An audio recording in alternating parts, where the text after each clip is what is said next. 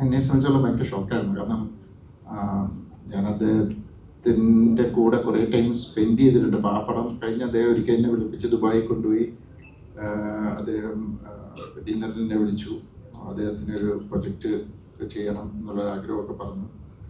അപ്പോൾ ആ സമയത്ത് പക്ഷെ പതുക്കെ മതി, തിരക്കില്ല എന്നൊക്കെ പറഞ്ഞു. എന്നിട്ട് എന്നെ ആ ബുഗാട്ടിയിൽ കയറ്റി ഇരുത്തി ഒരു ഓടിയൊക്കെ ഓടിക്കാറുണ്ട്. ഇപ്പോഴും ഓർക്കുന്നുണ്ട്. ഭയങ്കര നല്ല ഡൗൺ ടു എർത്ത് ആയിട്ടുള്ള ഒരു മനുഷ്യനാണ്. ഒത്തിരി എനിക്ക് പിന്നെ അല്ലാതെ അറിയാം ഒത്തിരി പേരെ സഹായിക്കുന്നതൊക്കെ. അപ്പോൾ ഇവിടെ പണ്ടൊക്കെ എറണാകുളത്ത് വരുമ്പോൾ എന്നെ വിളിക്കും. പിന്നെ അത് കഴിഞ്ഞ് പിന്നെ ടച്ചങ്ങ് വിട്ടുപോയി. ഞാനും ഈ ഓരോ പ്രൊജക്റ്റിലും തിരക്കിലായി പോയി. പക്ഷെ ഒരു നല്ലൊരു മനുഷ്യനായിരുന്നു. അത് ഭയങ്കര ഞാൻ ഞെട്ടിപ്പോയില്ലേ. ഞാൻ എന്നോടൊരാളിത് വിളിച്ചു പറഞ്ഞു. പിന്നെ എനിക്ക് വിശ്വസിച്ചു. ഞാൻ TV വെച്ച് ഇത് കണ്ടപ്പോൾ എനിക്ക് ഇപ്പോഴും അതങ്ങ് ഉൾക്കൊള്ളാൻ പറ്റിയിട്ടില്ല. ചിലരുണ്ടല്ലോ, നമ്മൾ മരിച്ചു എന്ന് പറഞ്ഞാലും നമുക്ക് വിശ്വസിക്കാൻ പറ്റത്തില്ല. മരിച്ചിട്ടില്ല എന്ന് തോന്നുന്നു. അങ്ങനെ ഒരു ഫീലിംഗ് ഇപ്പോഴും അക്സെപ്റ്റ് ചെയ്യാൻ പറ്റില്ല. കേരളം ഈ പുതിയ വർഷം തുടങ്ങിയിട്ട് ഇപ്പൊ 2 ഞെട്ടിക്കുന്ന ആത്മഹത്യകളിലൂടെയൊക്കെയാണ് കടന്നു പോകുന്നത്. ആളുകളെ എന്താ പെട്ടെന്ന് ഇത്രയും മെന്റലി വീക്കായി പോകുന്നത്, അല്ലെങ്കിൽ അവരിങ്ങനെ ഒരു ജീവൻ തന്നെ കളയാനൊരു തീരുമാനം എടുക്കുക, അതിനെ ആസ് എ ക്രിയേറ്റർ അല്ലെങ്കിൽ ഒരു സോഷ്യൽ ബീയിങ് എന്നുള്ള രീതിയിൽ ജിത്തു ജോസഫ് എങ്ങനെയാണ് മനസ്സിലാക്കുന്നത്?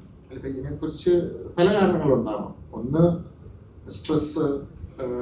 ഈ നമ്മുടെ പഴയ ഒരു കാലഘട്ടത്തിലെ ആൾക്കാർക്ക് കുറച്ചുകൂടി ഒരു പ്രശ്നങ്ങളെ ഫേസ് ചെയ്യാനുള്ളൊരു കോൺഫിഡൻസും ഇതുകൊണ്ട്. കാരണം പ്രശ്നങ്ങളിലൂടെ വളർന്നു. പിന്നെ സിബ്ലിങ്സ് ഉണ്ട്, അവരുമായിട്ട് അടിച്ച് കളിച്ച് വളർന്നു. ഇത് ഷെയർ ചെയ്യാൻ ആൾക്കാരുണ്ട്. ഇപ്പം ഈ അതിൻ്റെ എണ്ണം കുറഞ്ഞു, സിബ്ലിങ്സിൻ്റെ എണ്ണം കുറഞ്ഞു.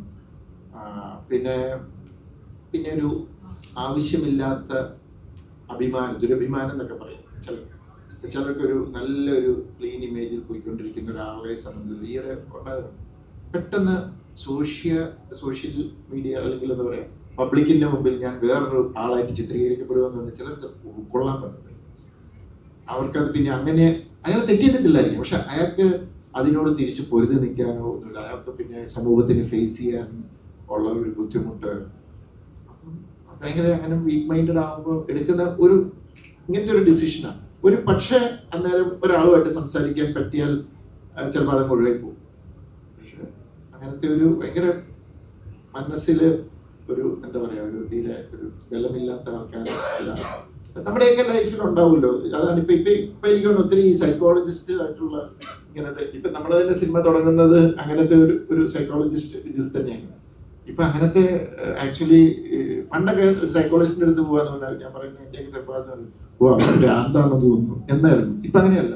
ഇപ്പൊ ഒരു സൈക്കോളജിസ്റ്റിനെ കാണാൻ പോകാന്ന് പറഞ്ഞാൽ ഓക്കെ എനിക്ക് ചില ടെൻഷൻ ഉണ്ട്, എങ്ങനെ ഹാൻഡിൽ ചെയ്യണം, അപ്പൊ അവരതിനെ പറഞ്ഞ് മനസ്സിലാക്കി എങ്ങനെയെന്ന് കൈകാര്യം ചെയ്യണമെന്ന് പറയും. ഇപ്പൊ അങ്ങനത്തെ സർവീസൊക്കെ ഉണ്ട്, ശരിക്കും അതൊക്കെ എടുക്കാം.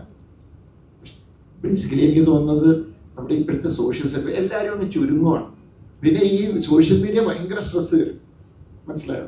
ഇപ്പം ഒരു നോർമൽ പേഴ്സൺ, ഇപ്പം ഞാൻ സാധാരണക്കാരനെ സംബന്ധിച്ചുള്ള ഈ സോഷ്യൽ മീഡിയ കാണുമ്പോൾ അപ്പുറത്തും ഇപ്പുറത്തും ഓരോരുത്തരും ഓരോന്ന് ചെയ്യുന്ന കാണുമ്പോൾ ഇതൊക്കെ നമുക്ക് ചെയ്യണമെന്നുണ്ട്, പക്ഷെ പറ്റുന്നില്ല. അപ്പുറത്തവൻ അറിയാവുന്ന ഒരാൾ മറ്റേ അമേരിക്കൻ ട്രിപ്പ് പോയി അല്ലെങ്കിൽ ഇവിടെ പോയി ഇയാൾക്കും പോകണമെന്നുണ്ട്, പോകാൻ പറ്റുന്നില്ല. അതൊക്കെ ഉണ്ടാക്കുന്ന പല ഇമോഷൻസ് ഉണ്ട് അവയ്ക്ക്. പിന്നെ ഇപ്പം ഒരു സെലിബ്രിറ്റി ആയി ഒരാൾ ഏതെങ്കിലും രീതിയിൽ ഒരു രാഷ്ട്രീയത്തിലോ സിനിമയിലോ ഏതെങ്കിലും സെലിബ്രിറ്റി ആയി അങ്ങനെ വരുമ്പോൾ ഇതിൻ്റെ താഴെ വന്ന് കുറച്ച് പേര് അറ്റാക്ക് ചെയ്യും. അപ്പോൾ അതിനെ ഹാൻഡിൽ ചെയ്യാനുള്ള പ്രഷർ പല രീതിയിൽ നമ്മുടെ സോഷ്യൽ സെറ്റപ്പ് മൊത്തത്തിൽ മാറി. അങ്ങനെ മനക്കെട്ട് വേണം.